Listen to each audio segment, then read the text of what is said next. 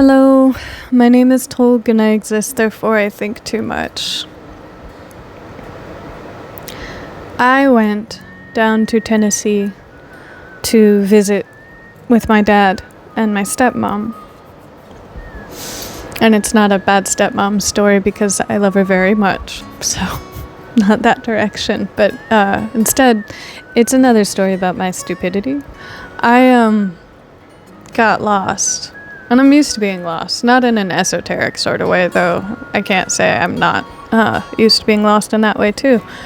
So I didn't panic. I was told to follow a trail, and I guess I walked miles away instead, because I just kept following it. And I knew that it was hot, and I dressed for the heat, but I didn't know how southern sun bakes the sidewalk. And I didn't break in my tennis shoes when I was down, or before I went down there. So they cut into my Achilles tendon.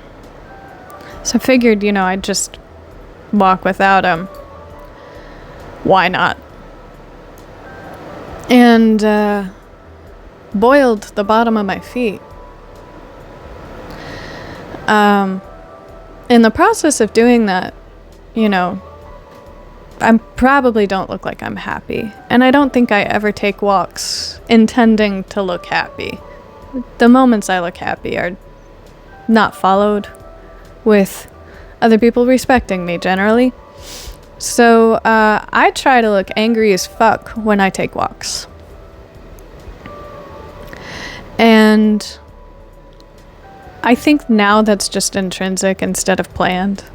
But I did get lost, and I remember being on the phone and talking to my significant other saying, I am lost. And there was a gentleman picking up trash. That was his job, not, just being a hippie. And I stared him down, and he saw me and then looked the other way.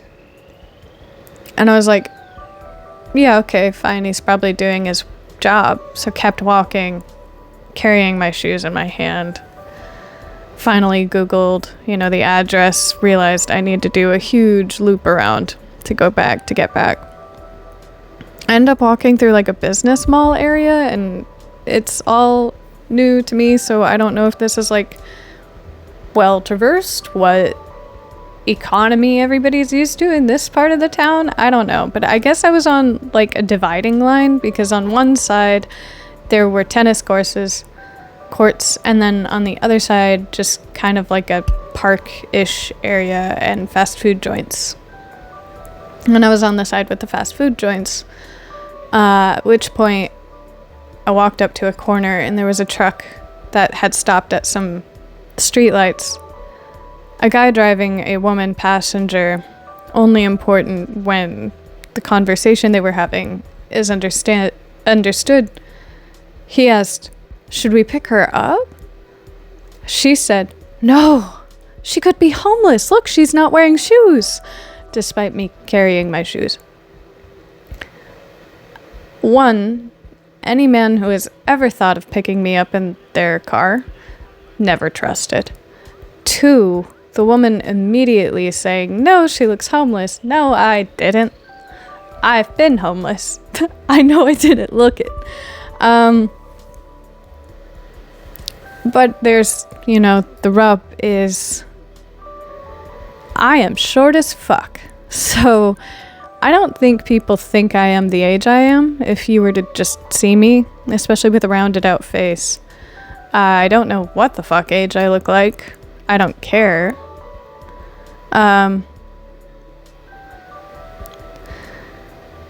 But people have definitely taken how I look, the age they think I am, as a threat. So I felt threatened because I'm in a state I don't know, in Bible Belty South, and a man has extended help, a strange man has extended help, to which the partner of his has expressed contempt for the class I'm a part of. At that point, I'm just standing there letting my feet boil, literally boil. Looking at them, looking at me, trying to figure out if I need to do something in this situation and explain myself, or if I should just let it go. And I just let it go because I'd rather remain strange than complicate the situation and involve myself.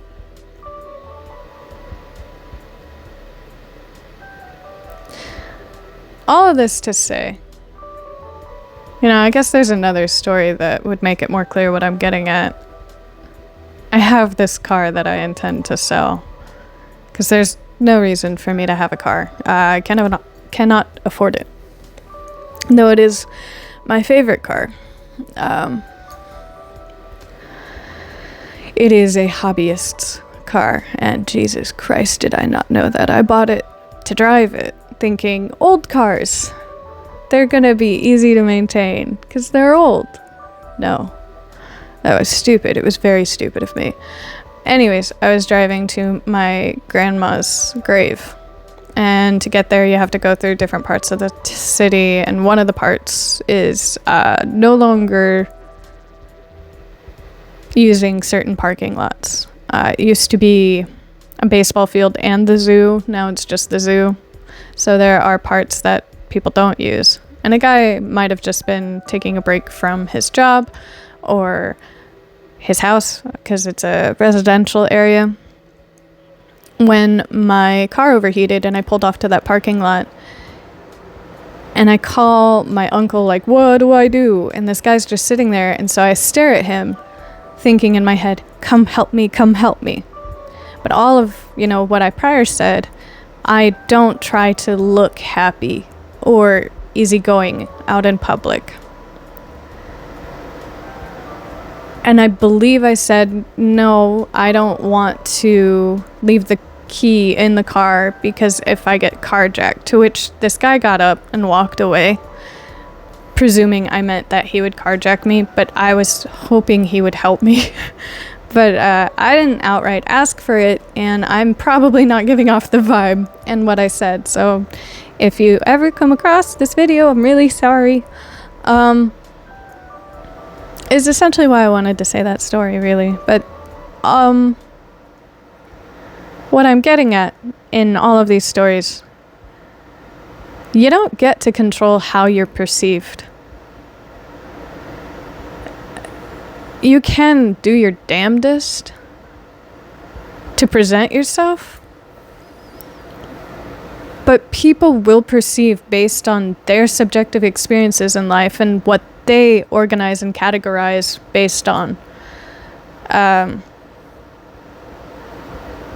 One person will denote that what I'm wearing is out of season and never had a season, and they'll be able to understand, terry cloth versus plastic and the value of things. Another person will see the jewelry and assume money. Another person will see the hair is poorly cut and assume very poor, and tacky jewelry. Perception is subjective based on the background you're coming from. And then again, in another video I added that we live in a consumer society and we've all understood aesthetic to be selling ourselves for a buyer, for whatever we expect from life and however we expect life to treat us. So that too adds into other people's perspective in how they treat you. How they assume they are to be bought is how they will understand you are selling yourself. So there are many that dress because it makes them happy. But you can never stop someone perceiving you for how they've been forced to live. And if they've been forced to live through competition, you're probably never going to be treated well by them. And I do not appreciate societal standards that force people to aim to try to get people to treat you well. I appreciate it, wanting to be treated well. I do want to be treated well. But I don't think that the people who are aiming to treat me poorly will change just because I say please stop. You know, all the bullying in my life proved otherwise. And I don't know what it is in someone's brain. I don't know what it is that creates a narrative that people follow without thinking of consequences or being concerned about others, considerate towards others. I don't get it.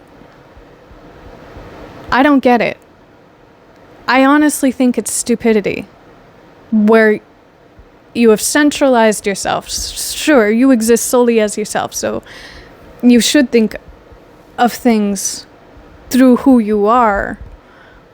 But where you have centralized yourself to such an extent that you've strung a narrative and you wholeheartedly believe this narrative without double checking if it's right or not, and you create a competition or you create a threat that you then take action towards, for, or against. It's bizarre. And in another video I asked, how far would you go to make yourself feel valuable? How far are you willing to go? There's this instance, talking about Bible Belt, this guy went to go, you know, the US has gone so far, and in the end it doesn't even matter, Lincoln Park. This guy went to go look around a new build site for homes, and so it was just the bones of a house. He was checking out like the architecture or something. Some guys pulled up in a truck. They're opposite skin colors. The guy that went to check out the place was black. The guys that pulled up in the truck were white. The white guys said you're trespassing, though they showed no sign of ownership. The guy that went to go look at the architecture apologized. The guys in the truck chased him down, and I believe killed him. How do you string a narrative to such an extent that you're so wildly inconsiderate? You'd go that far to make yourself feel valuable. How can you go that far to make yourself feel valuable? Don't you understand that if you take from someone else, you are starting from a premise of not having? If you steal from someone to feel valuable, you are telling everyone that you never had it to begin with. And how bad is that sentiment? If you steal someone's life to feel valuable, if you fuck up someone's life, if you stop their ability to live comfortably, how minuscule of an existence are you? Or do you understand yourself to be? How far would you be willing to go to make yourself feel valuable? And why are the majority of humans in the US psychotic? According to news, this shit's weird. And people talk about bullying and stuff, and you're grown adults. This shit is psychosis. I'm not saying bring sane asylums back because they were fucked up, but I definitely think more people need to... I think therapy should be a general course in life. Like, you're going out to the work field, it should just be paid for by the state. Like, okay, we're going to have you go see a therapist. Sort that shit out. You know? This shit's wild. This shit is fucking wild. And I guess I'm on a rant, and I don't know how long. 15 minutes? Yeah. Psychology is handed down. It is. You can inherit the chemical processes from prior generations. And so in a land, in this country, the United States, being primarily fueled by immigration, unless you are indigenous, that being those who are also considered Hispanic. There are tribes in the South that are black. So as far as being indigenous is concerned, that is also a wide range of peoples and cultures and yada yada. So if you are not indigenous, you are an immigrant. And that psychology can be handed down. The reason the chemicals that were produced to such an extent, it created a pattern to be handed down genetically. The reason why you needed to travel, the reason you needed to evade your initial country, the reason you came here, all of those chemicals that were strongly felt were handed down. Trauma can be inherited. You have the initial 13 colonies. A lot of people died out because they weren't capable of handling the germs. They didn't have enough medical, they didn't have enough knowledge, all of that. And so a lot of these 13 original colonies wrote back to whomever was in charge, queen, king, whomever, asking for more people. And oftentimes what was sent after the initial deaths was what society did not want. So southeastern coast saw a lot of prostitutes and criminally insane being sent over. Northeastern coast saw a lot of political rejects, people that their punishment was to no longer have a family name and to be sent to the Americas. So if you have ties, how did you end up, you know? And then you have to take into consideration that not only nature inheriting psychological aspects from prior generations, but nurture as well. So those are cultures that have been created on the eastern coast that are inherited simultaneously from presumably communities that were based on criminal enterprise and criminal behavior.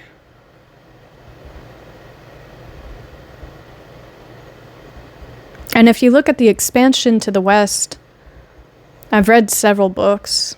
It'd be worth anybody's time to look into it, though. A lot of the gold mining towns ran out of money, but the ones that remained did so on the back of the money gained from prostitutes, who would donate to the community to uphold their status and not be chased out themselves. The U.S. is founded on criminal behavior and addiction.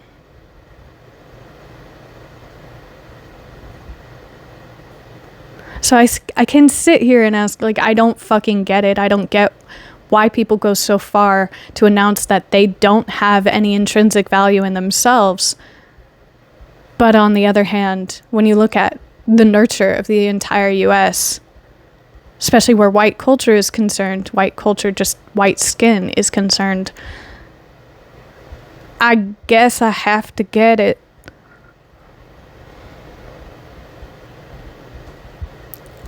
Competition based on criminal enterprise, criminal mindedness.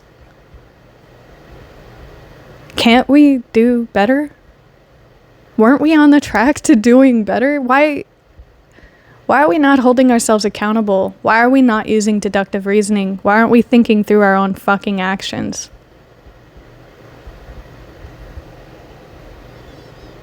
Okay, bye.